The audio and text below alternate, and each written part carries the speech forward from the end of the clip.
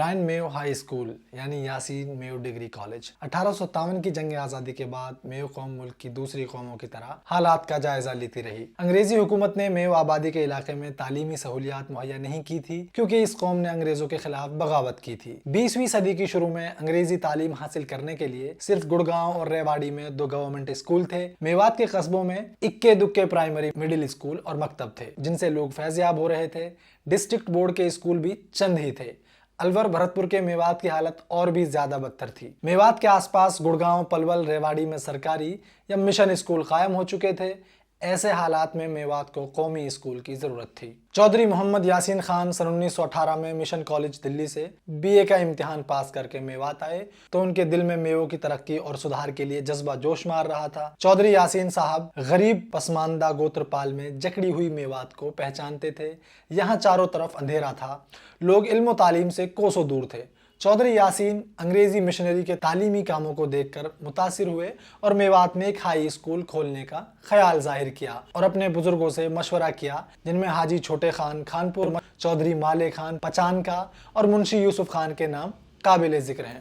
میوات میں میو قوم کا ایک گروہ ہائی اسکول کھولنے کے خلاف تھا، اس لیے میو چودھریان بغیر حکومت کے مدد کے اس کام کو نہیں کر سکتے تھے۔ سن 1922 میں گڑگاؤں ضلع میں mister FL Brayne deputy commissioner تعینات ہوئے تھے جن کو دیہات سدھار کے کام کرنے کا بہت شوق تھا۔ چودھری یاسین نے کچھ اپنے ہی لوگوں کے مخالفت کے باوجود میو اسکول کے لیے روپیہ اکٹھا کرنا چالو کیا اور گورنمنٹ پنجاب کے نام سے زمین حاصل کی۔ چودھری یاسین نے اس مہم کا سب سے پہلے آغاز 1919 میں اپنے گاؤں کے چوپال میں ایک پرائمری اسکول قائم کر کے کیا تھا جس میں کریم خان گاؤں رنگاڑا، یاسین خان گاؤں ڈونگیجا اور اشرف خان گاؤں آکیڑا 3 ٹیچر تھے۔ سن 1921 میں اس اسکول کو رہنا سے نوح میں لالا چوہی مل کی حویلی میں شفٹ کر دیا گیا اور اس کا نام اینگلو ورنیکولر میو مڈل اسکول رکھا گیا۔ اس کی انتظامیہ کمیٹی کے صدر چودھری فتح خان جیلدار بیواں اور سیکریٹری چودھری یاسین خان بنے۔ اس وقت اسکول میں 127 بچے تعلیم حاصل کر رہے تھے۔ 25 مارچ 1922 کو نوح میں چودھری یاسین خان صاحب نے ایک جنرل پنچایت طلب کی جس میں علاقے کے جیلدار، سفید پوش، نمبرداروں اور علاقے والوں کے چودھریوں نے جوش و خروش سے شرکت کی۔ پنچایت کی صدارت FL Brayne deputy commissioner Gurgaon نے کی۔ اس پنچایت میں محکمہ تعلیم کے افسران بھی موجود تھے۔ اس اجلاس کا ایجنڈا میوات میں تعلیم کو فروغ دینا اور ایک ہائی اسکول کا قیام کرنا تھا۔ پنچایت میں ہائی اسکول کے قیام کی جگہ کے بارے میں الگ الگ رائے پیش کی گئی۔ کچھ لوگ فیروز پور جھرکا، کچھ پنانا اور کچھ لوگ اسے شاہ چوکھا میں قائم کرنے کی مانگ کر رہے تھے، مگر FL برین نے نوح کی رائے دے کر اس معاملے کو سلجھا دیا۔ اس پنچایت میں اینگلو ورناکولر میو مڈل اسکول اور ڈسٹرکٹ بورڈ کے ورناکولر اسکول کو مرج کرنے کی بات پر سہمتی بنی اور 19 اپریل 1922 میں ایک نیا اسکول قائم کیا گیا۔ FL برین کے نام پر اس کا نام برین میو ہائی اسکول رکھا، ساتھ ہی FL برین اس کی مینیجنگ کمیٹی کے صدر بنائے گئے۔ اپریل 1922 میں برین میو ہائی اسکول کا آغاز ڈسٹرکٹ بورڈ اسکول کی بلڈنگ میں کیا گیا۔ 23 اپریل 1923 میں اس میں ایک بورڈنگ ہاؤس بھی قائم کر دیا گیا۔ بعد میں بورڈ نے یہ بلڈنگ برین میو ہائی اسکول کو دان کر دی تھی۔ نوح اور فیروز پور جھرکا تحصیل کے میو پر 8 آنا گھر کے حساب سے چندہ مقرر ہوا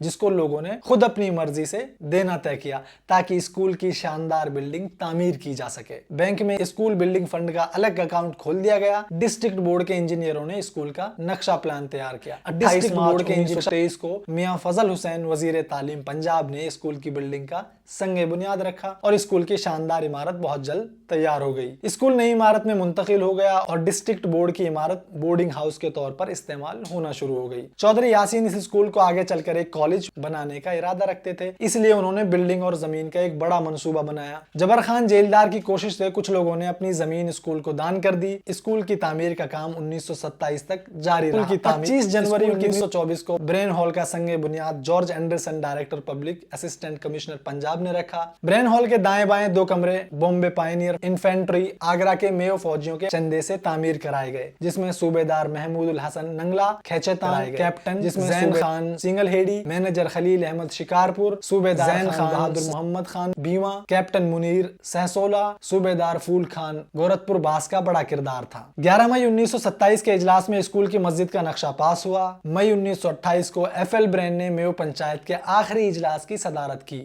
इसके बाद उनका तबादला हो गया। जनाब सैयद असगर अली साहब 9 फरवरी 1923 से मार्च 1932 तक ऑन डेप्यूटेशन स्कूल के हेडमास्टर रहे। उनके ओहदे में न सिर्फ स्कूल तामीर हुआ बल्कि इसने जबरदस्त तालीमी तरक्की की। 1927 से 32 तक मैट्रिक का रिजल्ट 72% रहा। फिर चौधरी मोहम्मद अली हेडमास्टर साहब के टाइम 1933 से 34 में ब्रेन मेयो हाई स्कूल का रिजल्ट 85% तक चला गया था, जबकि पंजाब यूनिवर्सिटी का रिजल्ट इस अरसे में 61% ही रहा। ब्रेन मेयो हाई स्कूल नूह का 85% रिजल्ट सूबा पंजाब के सारे मशहूर स्कूलों में सबसे ज्यादा था, जबकि मुस्लिम high school Amritsar 76%, Islamia high school Lahore 73%, PBN Amritsar 79% और हिंदू हाई स्कूल अमृतसर का रिजल्ट 71% रहा था। मेयो ब्रेन हाई स्कूल के शानदार रिजल्ट और खेलों में कामयाबी की वजह से इसकी शोहरत दूर दूर तक फैल गई। रियासत अलवर, रियासत भरतपुर, बुलंदशहर जिला, मथुरा, रोहतक, करनाल से बच्चे तालीम हासिल करने आने लगे। इसी स्कूल से तालीम हासिल करने वाले मेवाती तलबा बड़े बड़े ओहदों पर पहुंचे। तकसीम के बाद इस स्कूल से तालीम हासिल करने वाले तकरीबन सारा पढ़ा लिखा तबका दूसरी तरफ चला गया। तकसीम के वक्त तालीम याफ्ता तबका के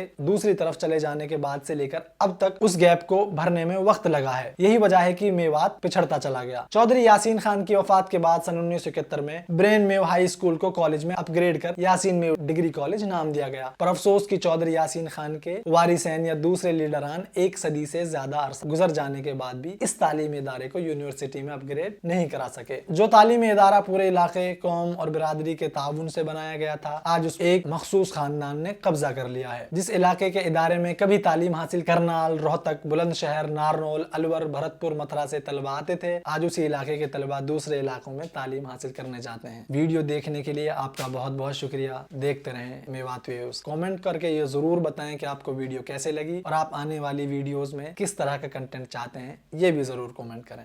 बहुत बहुत शुक्रिया।